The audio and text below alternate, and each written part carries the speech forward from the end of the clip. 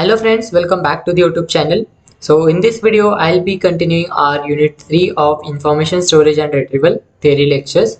So this will be the lecture 2 video of our ISR. So the lecture 1 video is already uploaded on the channel. You can check out that video. The links are given in the description as well as in the I button. Also, if you are new to the channel, make sure that you subscribe the channel and hit the bell icon so that you will get the notifications whenever I'll upload the videos, because there is no fixed times at which I upload the videos. So whenever I'll get the time, I upload the videos. Also make sure that you share this channel or these videos with your classmates, your college unofficial group, so that more students will be benefit of these videos. And also your NSEM timetable is published on the university site. So the link of that also I'll give in the description. Okay, so now we'll move to our lecture 2 of ISR.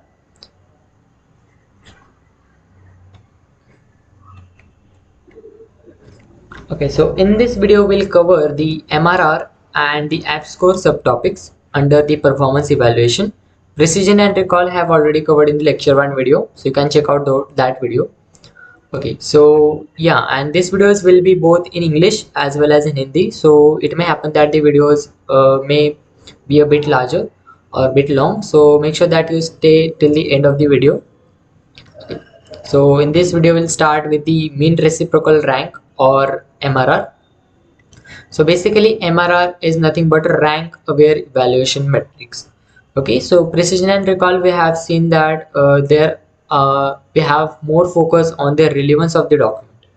Okay, and here we are having focusing on the relevant as well as the rank of that relevant document. Okay, so now it comprises binary relevance based matrix. It means this matrix care to know if an item is good or not in the binary sense.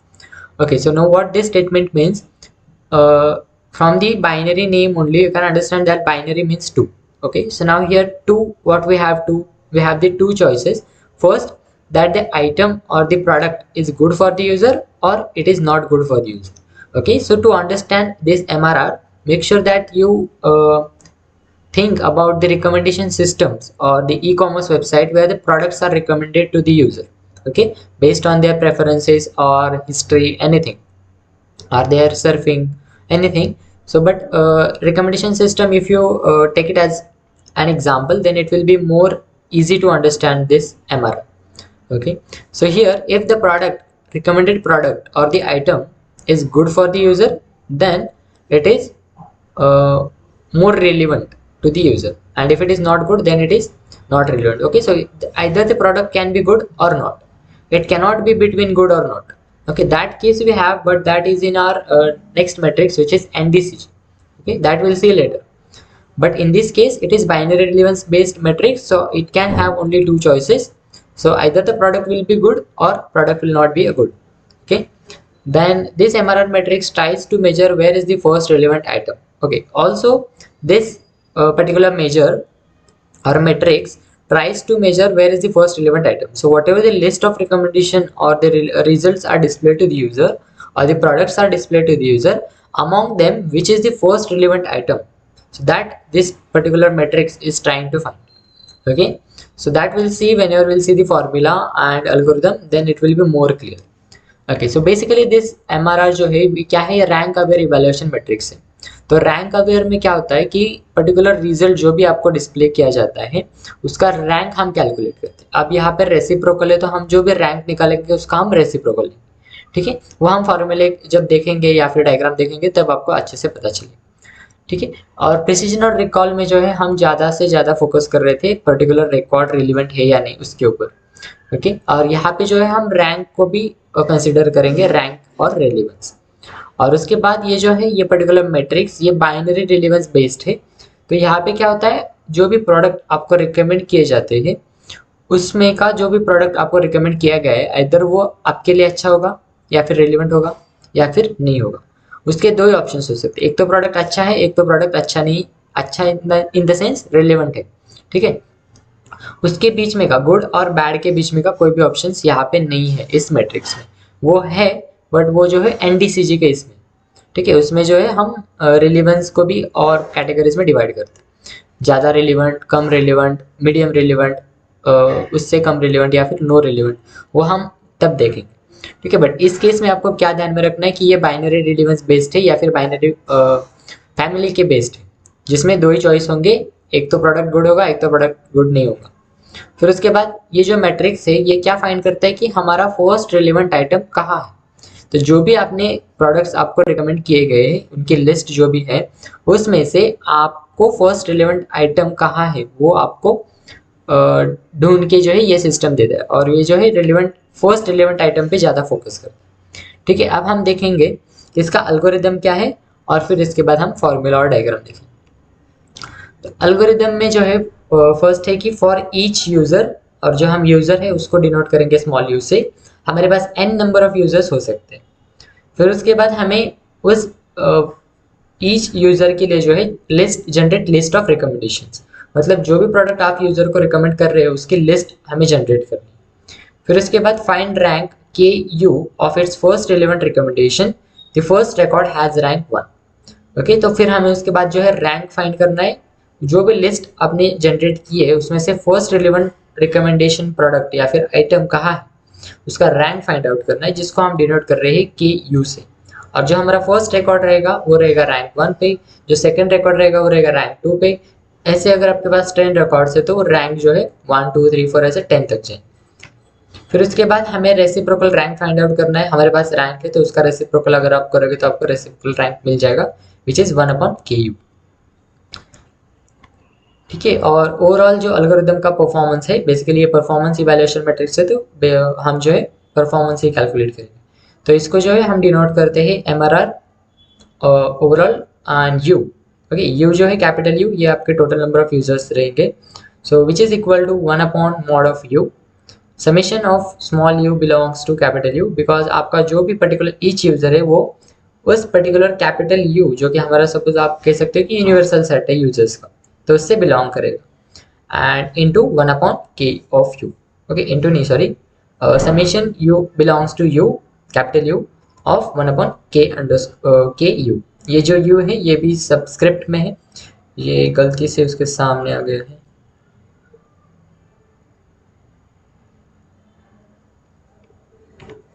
ये जो you है ये ऐसा है,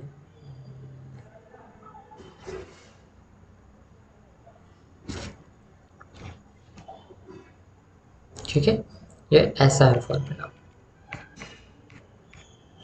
okay, के you. So now basically what we have to see in this MRR algorithm is that for each user which we are denoting by small u, so we can have n number of users. So for each user we have to generate a list of recommendation. Now list of recommendation is nothing but whatever the products or the items are recommended to the user. So the list of that items is nothing but your list of recommendations. So then we have to find the rank ku of its first relevant recommendation, and the first record has rank 1. So after we have the list of recommendation, then we have to find the rank which is generated by ku of its first relevant recommendation. So whatever list you have, among them where is your first relevant recommended product or the item, so the rank of that is nothing but your rank ku, and your documents or the records or whatever the items where are there inside your list of recommendations, they are numbered by the rank 1, rank 2, rank 3, rank 4, until you have whatever the number of recommendation or the list of recommendations you have. Okay, your first record will have rank 1, second record will have rank 2, third record will have rank 3, and so on. Okay, after you calculated the rank, just you have to take the reciprocal of that, so which is nothing but 1/k of u. Okay, here is also small k is there. Okay, and final formula which is nothing but overall algorithm performance is mean reciprocal rank, which is calculated by MRR of O comma U, which is overall, and here you can have your universal set or the user set, is equal to 1/mod of U, and then summation small u belongs to capital U. Small u is nothing but your each user, and capital U is nothing but your universal set of your users, you can set.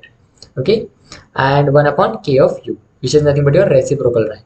Okay, sum of that and then divide just by total number of users, you'll get your mean reciprocal rank. Okay, mean is nothing but you find the average of that. Okay, so now we'll see the example with the, and we'll understand this with the help of the diagram. Okay, so suppose we have following 3 recommendation list for 3 users So I am considering three users, u1, u2 and u3. You can compute the reciprocal rank of each user by finding the rank of first relevant item per list. Then we do a simple averaging of overall users. So this just I have mentioned so that you will be able to understand what actually we are going to do.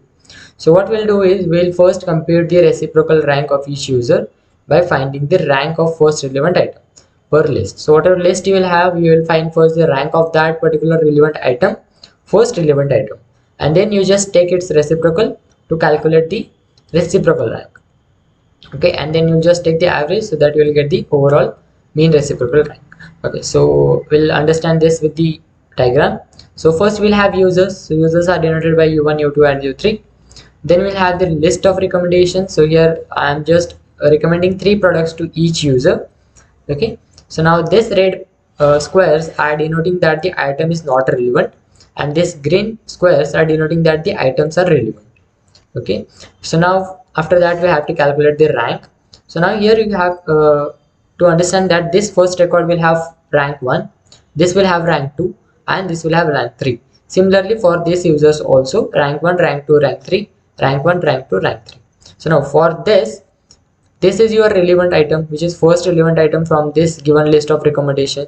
So its rank will be 3 because it is present at third position. Okay, so its rank will be 3. Now we'll consider this user 2, which is u2. So here you can see this first item is non-relevant, then second is relevant, third one is also relevant. But where is the first relevant item? At the rank 2, right? Because it's in the second position we have the relevant item, and that is nothing but the first relevant item. Okay, so here we'll have the rank as 2. Then here in the third case, or the user 3 case, we have the first record as relevant, second record is also as relevant, and third record as non-relevant. But we have to consider the first relevant record or the item. So first relevant item is present at first rank. Okay, though first and second both are the relevant items, but we have to consider the first relevant item, so which is nothing but present at index the rank 1. Okay, so the rank of this particular user will be 1. Now we have to just calculate the reciprocal rank. So just write 1 upon 3, then 1 upon 2, and then 1 upon 1. Okay, so reciprocal rank is nothing but 1 by 3, 1 by 2, 1 by 1. Just add numerator 1 upon. Okay, and then you can calculate the MRR as the sum of this reciprocal rank, that is 1 by 3 plus 1 by 2 plus 1 by 1, which is nothing but 1, and then divide this by total number of users. So total number of users we have is 3. So here 3, which is nothing but 0.61. Okay, so if you have here 4 users, then you can write here u4. Then you can have any combination of list of recommendations, then rank calculates it rank, then reciprocal rank, and then just sum it and just divide it by total number of your users, and then you will get the mean reciprocal rank. Okay, तो अब हम MRR को जो है एक example लेके जो है अंडरस्टैंड करेंगे. तो यहाँ पे जो है हमने 3 यूजर्स को कंसिडर किया है, जिसको मैंने डिनोट किया है u1, u2 और u3 से. फिर उसके बाद हम जो है उसका रेसिप्रोकल रैंक कैलकुलेट करेंगे ईच यूजर के लिए. अब रेसिप्रोकल रैंक कैलकुलेट करने के लिए हमें रैंक लगेगा, और रैंक हम कैसे डिसाइड करेंगे? हमारे फर्स्ट रिलेवेंट आइटम जो भी आपके लिस्ट में है उसका पोजीशन या फिर उसका रैंक क्या है उसके बेस पे. फिर उसके बाद हम सभी रेसिप्रोकल रैंक्स की एवरेज करेंगे ऑफ ओवरऑल यूजर्स, और फिर हमें जो है MRR मिल जाएगा. तो यहाँ पे हमारे पास यूजर्स है जो कि मैंने डिनोट किए हैं u1, u2, u3, 3 यूजर्स है. उसके बाद हमारे पास कुछ लिस्ट ऑफ रिकमेंडेशंस रहेगी जो इस यूजर्स को ईच यूजर्स को अलग अलग होगी. तो यहाँ पे जो है रेड जो बॉक्स है या फिर स्क्वायर है वो डिनोट करे कि वो पर्टिकुलर आइटम या फिर प्रोडक्ट जो है नॉन रिलेवेंट है, और जो ग्रीन में है वो डिनोट कर रही है कि वो रिलेवेंट आइटम्स है. फिर उसके बाद जो है हमें रैंक कैलकुलेट करना है. तो रैंक कैलकुलेट करने के लिए आपको जो है 2 चीज़ें अंडरस्टैंड करनी, एक तो रैंक और सेकंड जो है कि रिलेवेंट आइटम कौन से रैंक पे है. ठीक है, तो यहाँ पे आप देख सकते हो फर्स्ट हमारा जो है नॉन रिलेवेंट है, सेकंड भी नॉन रिलेवेंट है, थर्ड जो है वो हमारा रिलेवेंट है. तो हमारा फर्स्ट रिलेवेंट आइटम जो है वो हमें कहाँ पे मिला? थर्ड रैंक पे, तो इसका रैंक हो गया 3. सेकेंड यूजर के लिए आप देख सकते हो यहाँ पे फर्स्ट जो रिकॉर्ड है या फिर आइटम है वो है नॉन रिलेवेंट, सेकेंड जो है वो रिलेवेंट है, और थर्ड जो है रिलेवेंट है. तो इन दोनों में से अगर आप इन दोनों में से आपको कहोगे कि फिर हम थर्ड वाला क्यों नहीं ले सकते? नहीं, क्योंकि हमारे जो डेफिनेशन में है वही बोलते हैं कि ये जो मीन रेसिप्रोकल रैंक है वो फर्स्ट रिलेवेंट आइटम को फाइंड करते हैं और उसका रैंक कैलकुलेट करते हैं। ठीक है, तो हमारा फर्स्ट रिलेवेंट आइटम कहाँ पे है, सेकंड रैंक पे, तो इसका रैंक हो गया 2। थर्ड केस में जो है हमारे पास फर्स्ट रेलेवेंट है, सेकंड रेलेवेंट है, थर्ड नॉन रेलेवेंट है। तो इनमें से फर्स्ट रेलेवेंट कौन सा है, इन दोनों में से रैंक 1 पे जो है, तो हमने रैंक इसका क्या कैलकुलेट किया, 1। फिर उसके बाद जस्ट आपको इसको रेसिप्रोकल लेना है, मतलब इसको 1 अपॉन के नीचे लिखना है। ठीक है, डिनोमिनेटर में इसको लिखना है, ऊपर 1 लिखना है। तो रेसिप्रोकल रैंक हो जाएगा 1/3, 1/2, 1/1 विच इज नथिंग बट 1। फिर उसके बाद एमआरआर के लिए आपको क्या करना है, इन तीनों की सम करनी है divided by total number of your users. So यहाँ पे जो है हमारे पास 3 यूजर्स है, तो हम डिवाइड करेंगे 3 से, और फिर उसके बाद जो भी आंसर आएगा वो रहेगा हमारा एमआरआर। ठीक है, तो ये है बेसिकली एमआरआर। अब हम देख लेते हैं कि इसके प्रॉज या फिर एडवांटेजेस क्या है। तो यहाँ पे जो है it is simple to compute and easy to implement. यहाँ पे जस्ट हमें रेसिप्रोकल रैंक फाइंड आउट करना पड़ता है और उसका एवरेज निकालना पड़ता है। तो बेसिकली ये जो है ईजी है। This method puts a high focus on the first relevant item or item of the list, so it is best suited for the target searches such as users asking for the best items for।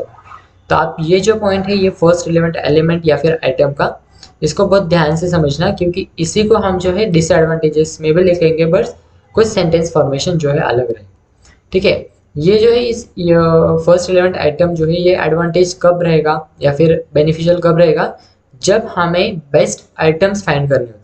मतलब जो भी list है उसमें से best item जो है वो अगर आपको चाहिए पर्टिकुलर रिकॉर्ड, तब उस केस में हम एमआरआर को यूज़ कर सकते हैं। और फिर आप डिसएडवांटेजेस देख लेते हैं। So it does not evaluate the rest of the list of recommended items. Second भी देख लेते हैं, फिर उसके बाद हम तीनों देख लेते हैं, फिर उसके बाद हम इसको डिस्कस करेंगे। So it gives a list with single relevant item and this might not be good evaluation metrics for users that want a list of related items to browse। Okay, तो डिसएडवांटेजेस क्या है कि ये जो है बाकी की जो भी लिस्ट है, अगर उसको फर्स्ट रिलेवेंट आइटम्स मिल गया तो वो बाकी के रिलेवेंट आइटम्स या फिर बाकी के लिस्ट को इवेलुएट नहीं करेगा। ठीक है, तो ये जो है ये एक डिसएडवांटेज है, क्योंकि अगर हमें फर्स्ट रिलेवेंट आइटम मिल गया है तो उससे ज़्यादा रिलेवेंट आइटम जो है वो बाद में भी प्रेजेंट हो सकता है लिस्ट में, पर वो उसको इवेलुएट नहीं करेगा। ठीक है, फिर उसके बाद it gives a list with single relevant item. ये जो है हमें बस एक रिलेवेंट आइटम की लिस्ट प्रोवाइड करता है। This might not be a good evaluation metrics for users that want a list of related items to browse. तो इसमें हमें जो है बस एक रिलेवेंट आइटम मिलता है, अगर हमें उसके रिलेटेड पर्टिकुलर प्रोडक्ट के रिलेटेड अगर कोई आइटम्स और देखने हैं तो वो आपको यहाँ से नहीं मिलेंगे इस मैट्रिक्स। ठीक है, तो उस केस में जो है ये कुछ उसके कौन से या फिर डिसएडवांटेज। ठीक है, अब हम देख लेते हैं एफ स्कोर। ठीक है, एफ स्कोर को ही हम एफ मेजर या फिर हार्मोनिक मीन भी कहते हैं। सो आपको ये ध्यान में रखना पड़ेगा, क्योंकि एग्जाम में हो सकता है आपको एफ मेजर या फिर हार्मोनिक मीन एक्सप्लेन करने को पूछा जाए। And it is a measure that combines recall and precision, और ये जो है ये प्रिसीजन और रिकॉल को कंबाइन करता है। ठीक है, हार्मोनिक मीन जिसको हम डिनोट करते हैं एफ से, ऑफ रिकॉल को हम डिनोट करते हैं कैपिटल आर से, एंड प्रिसीजन को हम डिनोट करते हैं कैपिटल पी से।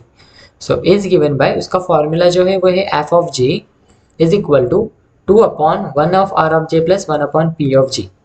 ठीक है, और इसी को अगर आप सिंप्लीफाई करोगे तो ये क्या हो जाएगा, इसको अगर आप डिनोमिनेटर सेम करोगे या फिर एलसीएम लोगे तो पी ऑफ जे ऊपर जाएगा plus R of J divided by P of J into R of J. फिर ये जो भी यहाँ पे P of J into R of J रहेगा वो न्यूमरेटर में चला जाएगा, 2 के साथ मल्टीप्लाई हो जाएगा, और फिर ये जो है हमें ये फॉर्मूला मिलेगा। अब यहाँ पे जो आपको R of J P of J ये जो है ये क्या है, उसके लिए मैंने यहाँ पे लिखा है where R of J is nothing but the recall for the जेथ document in the ranking. Jth document की रैंकिंग जो भी रहेगी उसका रिकॉल क्या रहेगा वो हम यहाँ पे लिखेंगे आर ऑफ जे। ठीक है, और जो रहेगा वो जस्ट प्रिसीजन रहेगा एट द फॉर द जेथ डॉक्यूमेंट इन द रैंकिंग। अब प्रिसीजन रिकॉल क्या है उस वो मैं यहाँ पे डिस्कस नहीं करूँगा, आप लेक्चर 1 की वीडियो जो है वो देख सकते हैं। ठीक है, फिर उसके बाद जो है हम कैरेक्टरिस्टिक्स देखेंगे। कैरेक्टरिस्टिक्स बेसिकली एफ के वैल्यू पे डिपेंड है। अगर एफ की वैल्यू 0 है तो इसका मतलब no relevant documents were retrieved, जो भी डॉक्यूमेंट्स रिट्रीव हुए हैं वो कोई भी रिलेवेंट नहीं है।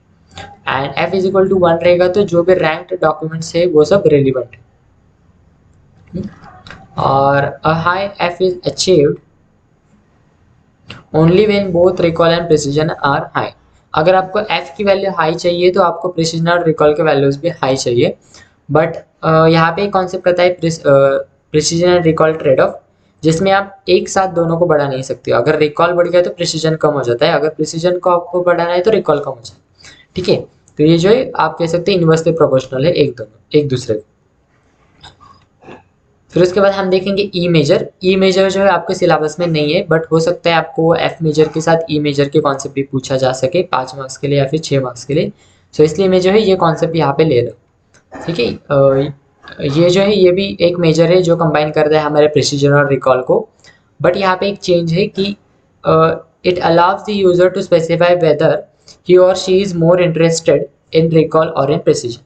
हम एफ मेजर में यूजर से चॉइस नहीं लेते, या फिर यूजर मतलब किस में ज़्यादा इंटरेस्टेड है वो हम वहाँ पे नहीं देखते। बट ई मेजर में हम जो है यूज़र से चॉइस लेते हैं, या फिर यूज़र का इंटरेस्ट किस में है, प्रिसीजन में है या फिर रिकॉल में है, वो हम यहाँ पे कंसिडर करते हैं। ठीक है, अब इसका जो फॉर्मूला है वो है E of J is equal to 1 minus A plus B square upon B square upon R of J plus 1 upon P of J. Okay, ये जो है ये आपका है ई मेजर का फॉर्मूला। यहाँ पे मैंने गलती से ए लिख दिया है गेस, यहाँ पे है 1, यहाँ पे है 1।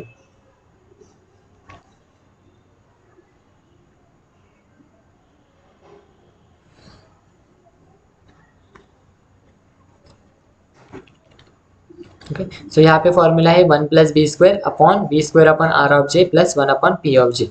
बस यहाँ पे 1 की जगह यहाँ पे बी स्क्वायर आ गया है, और यहाँ पे भी 1 प्लस बी स्क्वायर।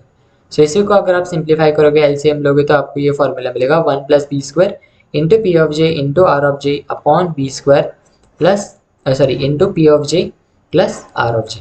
ठीक है, अब इसमें जो टर्म्स है बी क्या है, आर ऑफ जे क्या है, पी ऑफ जे क्या है, तो वो आप देखेंगे। तो आर ऑफ जे जो है वो सेम है, रिकॉल एट द जेथ document in the ranking. P of J जो है वो है प्रिसीजन एट द जेथ डॉक्यूमेंट इन द रैंकिंग। और जो बी है वो ग्रेटर दैन इक्वल टू 0 हो सकता है। तो इसके जो वैल्यूज है वो क्या है, it is a user specified parameter. User specified मतलब यहाँ पे हम चॉइस लेंगे, बी के वैल्यू पे डिपेंड करेगा कि यूजर हमारा प्रिसीजन में इंटरेस्टेड है या फिर रिकॉल। ठीक है, तो basically now we are learning about the E measure. So this topic is not there in the syllabus, but it may happen that they ask you F major and E major.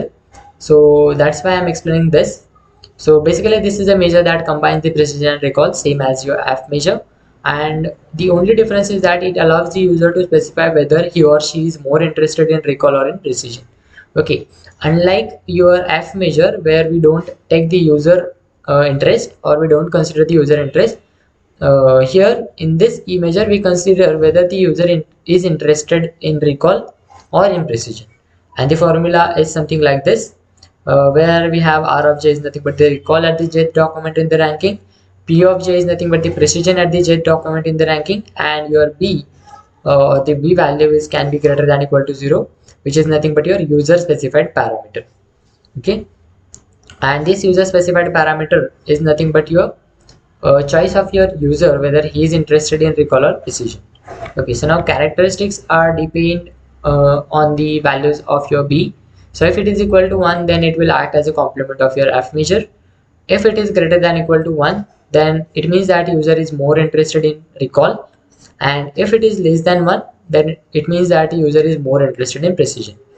तो यहाँ पे जो characteristics है वो depend करते हैं आपके B के वैल्यू पे। अगर बी हमारा 1 रहेगा तो वो एज अ कॉम्प्लीमेंट एक्ट करेगा हमारे एफ मेजर का। अगर बी की वैल्यू एक ग्रेटर देन 1 है तो वो उस केस में यूजर जो है वो ज़्यादा इंटरेस्टेड रहेगा हमारे रिकॉल में, और अगर बी की वैल्यू लेस देन 1 है तो हमारा जो यूजर है वो इंटरेस्टेड रहेगा प्रिसीजन। अब यहाँ पे आपको ध्यान में कैसे रखना है कि बी के वैल्यू मतलब अगर कब प्रिसीजन में इंटरेस्टेड है यूजर, कब रिकॉल में इंटरेस्टेड है, तो उसके लिए आप कुछ एक ट्रिक जो मैं बता रहा हूँ वो ध्यान में रख सकते हो। आप इन साइंस को कंसिडर कर सकते हो। ठीक है, यहाँ पे जो है ग्रेटर साइन है, ग्रेटर और यहाँ पे लेस है। ठीक है, तो आपको ग्रेटर साइन मतलब क्या, यहाँ पे देखो रिकॉल में आर आता है स्टार्टिंग में और प्रिसीजन में पी आता है, इन दोनों में से बाद में कौन सा आता है, आर। सो ग्रेटर मीन्स बाद में, सो यू कैन कंसिडर बाद में कौन सा लेटर आता है, R, so which is nothing but recall. लेस पहले कौन सा आता है, पी आता है, so precision. You can consider, you can remember like this. So if you found another trick, you can mention that in the comment section so that it will be helpful for the other students also. Okay, so this is about your E measure. So that's it for this video. If you have any doubt, let me know in the comment section. and the videos regarding the other topics I'll upload it as soon as possible. So please stay tuned and make sure that you like the video, share it with your friends, and subscribe the channel for more such videos. And all the best for your exam. So thanks for watching. We'll see in the next video. Till then, keep practicing, keep learning.